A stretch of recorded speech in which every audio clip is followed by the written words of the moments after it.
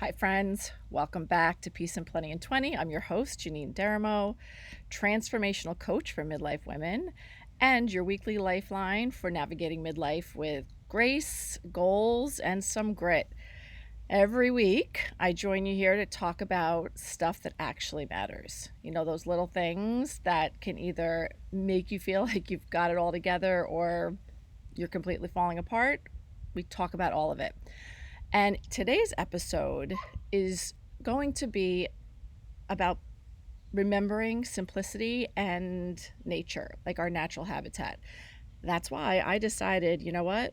Instead of being in my office, all polished, makeup on, washed my hair this morning, but let it air dry naturally, no makeup, decided to come out, sit in the elements. You'll hear the dogs barking in the background.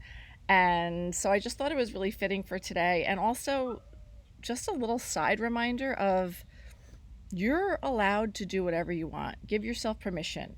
So I still struggle with that, not gonna lie. Even the thought of like doing something different, meaning I'm not sitting in my office with the same backdrop, is that gonna look inconsistent? Let that go. I'm letting it go because the most important thing is that I'm here and showing up. And again, that's kind of what I'm talking to you about today. I'm looking at my sunglasses trying to straighten them out. What I'm talking about is like, let's just go back to basics. Can we just keep it simple? Because we are killing ourselves, right? Over all of the minutia. We have so much to do and worry about. Let's just keep it simple. So, the inspiration for this episode actually came from a trip I took last weekend to the North Fork of Long Island. If you have not been, I highly recommend a weekend getaway. It is so peaceful. There is so much land out there, and there is so much untouched still, which is really hard to find these days. As you're driving out there, you'll see local farm stands with sunflowers and all types of local produce, fresh berries. Obviously, you're right by the water, so you get really fresh seafood, homemade pies. It's just this whole sense and feeling of slowing down. And one of the other things that I love about being out there is the way that you eat. When you eat seasonally and kind of like right from the garden there, if you've heard of the term farm to table, there's just something so special to me about that. Yes, it's about nutrition, but it's about so much more than that. It's about the connection to the earth, to our food, to our nourishment, and to ourselves. And most importantly, it's like just stepping into the plenty, right? Peace and plenty. It's stepping into the plenty, and without all like the drama that typically for many of us women surrounds food. So I want to just break this down because I want to talk a little bit about how kind of eating like that, like eating locally and seasonally, can actually make you feel better, not just like as a healthy person, but as a woman, as a mom, as just somebody who's like here to experience life to the fullest, right? So, all right, so when we talk about seasonal eating and we're thinking about like the health part of things, yes, you are absolutely 1,000% going to get more nutrients in your food, fewer chemicals, and better taste. That's just the fact of it. Then there's also the concept that you're supporting local farmers and local economy, and again, supporting small businesses, which is something as a small business owner I love to do. It's also really cool when you're eating seasonally, like what's available, you're getting like this organic, natural rotation of a variety of foods. And that is really good for your gut, right? Um, and when I'm talking about eating seasonally, it's not like another like food rule or a diet. It's about honoring your body and your life in a way that feels good, joyful, sustainable. Because when we're eating the stuff that's naturally in season right now, we're working with our bodies' natural rhythms instead of against them. Our bodies know what to do with that food, right? So many foods that we eat, processed foods, it's really become an epidemic. Um, our bodies don't recognize it and don't know what to do with it. And honestly, when you eat like that, and if you've ever traveled to another country, to in Europe or Asia, you feel different when you eat the food there. You have energy. You're not necessarily crashing after you eat a plate of pasta when you're in Italy. And first of all, the portion size is different, the ingredients are different, and that's what I'm talking about here today. When you can eat in a way that supports your body, you just feel better. You digest your food better. You just feel more comfortable in your body. Again, you have energy. And for those of us in midlife, this is exactly the kind of gentle support that our changing bodies need, especially when we're going through all of the hormonal stuff, right? Um, the other like layer of this, and how I felt this weekend, and how I noticed like a difference when I'm eating like that somewhere, not at home. It's just you sit and you pay attention to the food more. Like you enjoy the experience more, right? You're savoring it. You're also, I mean, there's just the quality is so different that it does force you to kind of stop and say, "Oh my gosh, this is so delicious." And so I started thinking about like how can I bring this. I always feel this way, right? I always am like, gosh, I want to just, you know, grow my own food. And I do, but let's start one step at a time. If we can't plant a garden, if we can't have our own food, if you can, amazing. But if you can't, like, what can we do? Like, how can we take this experience and apply it to our eating and our meals and our food experience in everyday life? Well, the first thing is just being intentional about it, meaning I'm going to slow down. Like, I'm not going to stand at the kitchen island and shovel the food in. I'm going to come outside and I'm going to sit down and I'm going to take the time to eat my food. And first of all, when you eat that way, your digestion is so much better, because when you're shoveling it in, your body literally cannot send all of the enzymes to your stomach and the blood flow that it needs to digest properly. So that's number one. Like, you are deserving of a relaxing, I don't even care if it's 10 minutes, 15 minutes. Sit down instead of walking around, sit down and pay attention to the food that you're eating and be sure that you really like it, first of all.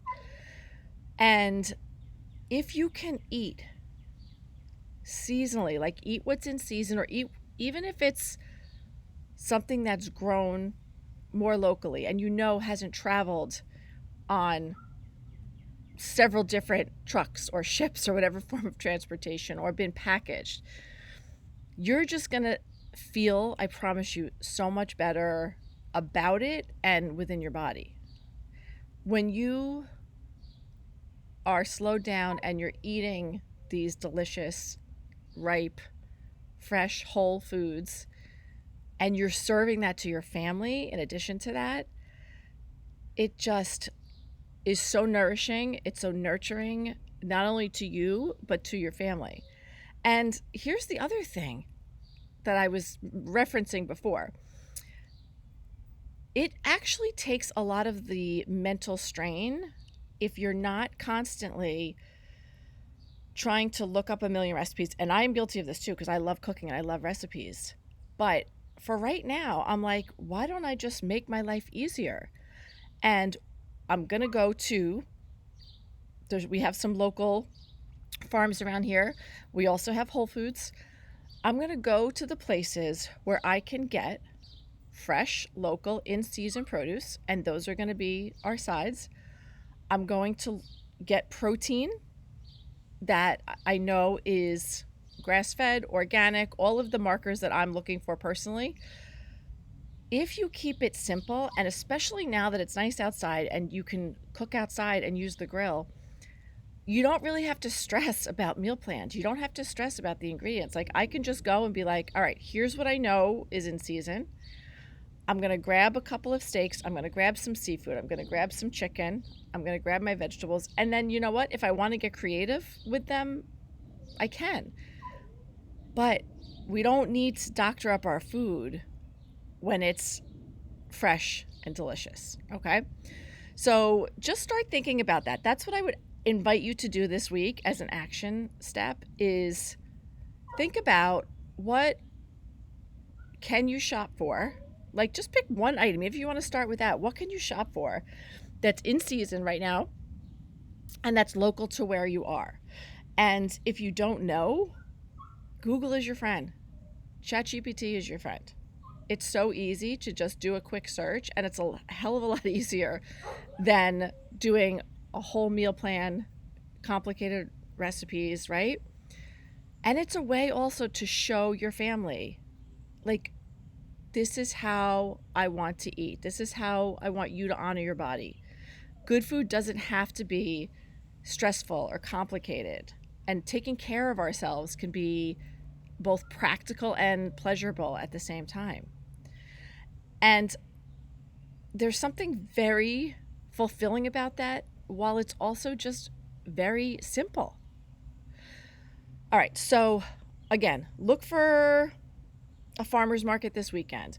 Look for the items that are in season. And I'll add on social media or in my Facebook group, which if you're not in yet, be sure you get in there, because that's a place that we can chat about this more as a community and maybe share some ideas.